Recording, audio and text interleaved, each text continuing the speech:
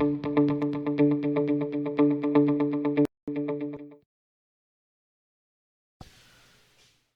to Power Driven Diesel. In this episode, we're going to be testing the BorgWarner SX-E 369. Like all other SX-E turbochargers, this one comes standard with a 360 thrust bearing, billet compressor wheel, large compressor cover, and this guy flows a lot of air. This flows as much as the old S475, a lot of 70+ millimeter chargers, 75 millimeter chargers. It's pretty potent, and we're testing this right now in the T3 0.80 divided housing. It's a pretty small housing for this charger. We're hoping to get some good spool up as much as we can out of it and see how it works. So we're going to run two tests, the same two tests we've been running on the other chargers. We're going to go 1300 to 3200 with no load besides the weight of the dyno drums, which is about 3,500 pounds. We're going to see how fast it spools that up and get a full range of what this does across the RPM band. And then we're going to do a loaded run from 1800 to 2800 to see how long it takes this guy to spool up. And so with that, let's go get this truck started and start our pull.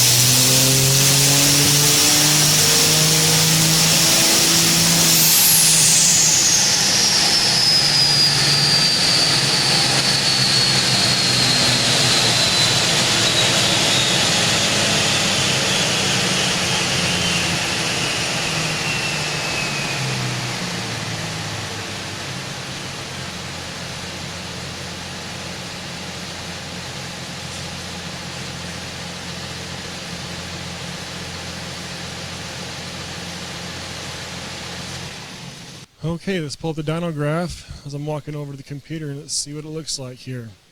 That was our 1300 to 3200 RPM pull.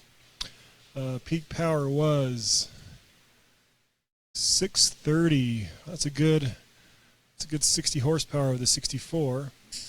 Peak torque about the same. We had 1318 with the, so torque didn't go any higher, it just holds it at a much higher RPM, which is expected because these are all wastegated housings, and so they're all wastegating about the same PSI.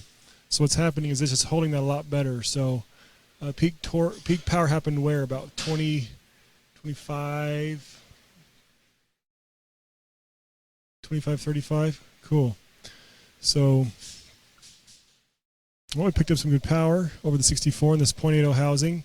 Now what we're going to do is we're going to do that 1800 to 2800 pull. We're going to see how it goes with how long it takes to spool up, and we'll see how that goes. So I'm going to go over the truck right now, and we're going to get this load up at a 5,000 pound load, 1800 to 2800 RPM.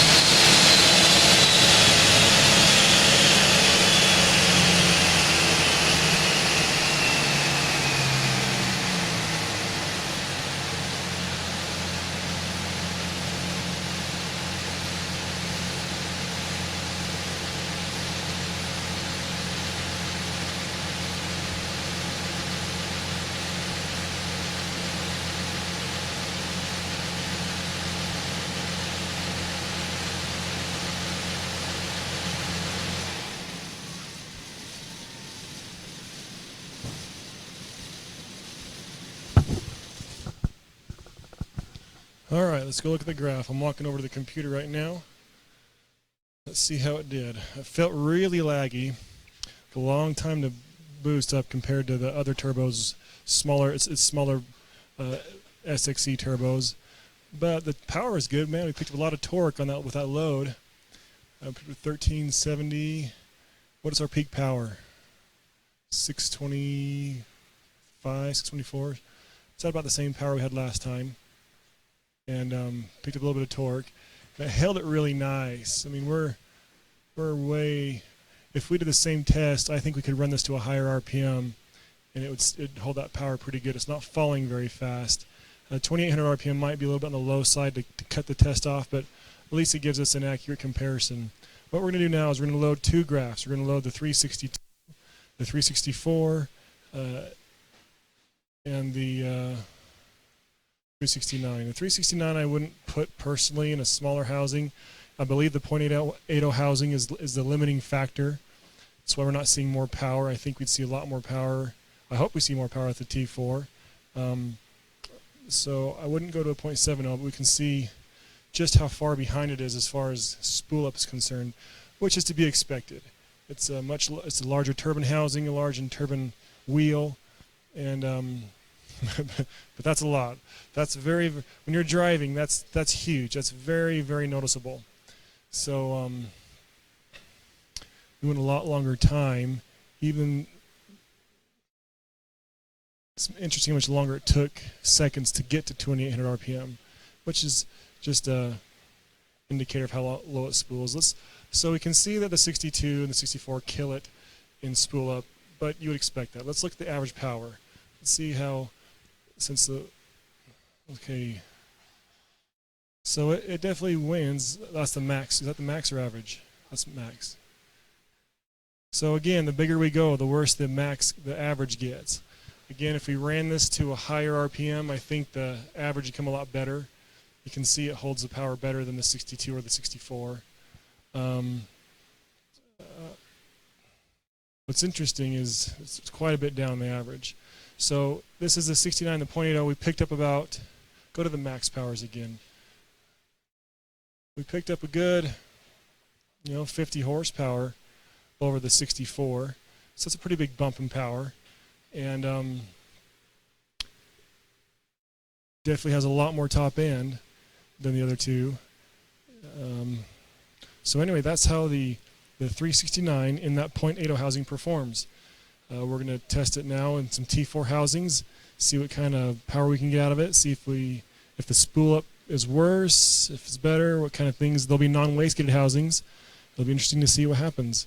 And so if you have any questions about the 369 in the .80 T3 housing, the reason it's very popular is it's pretty much dropping. That was on a stock manifold. Didn't have to buy a manifold, and very easy to put in place.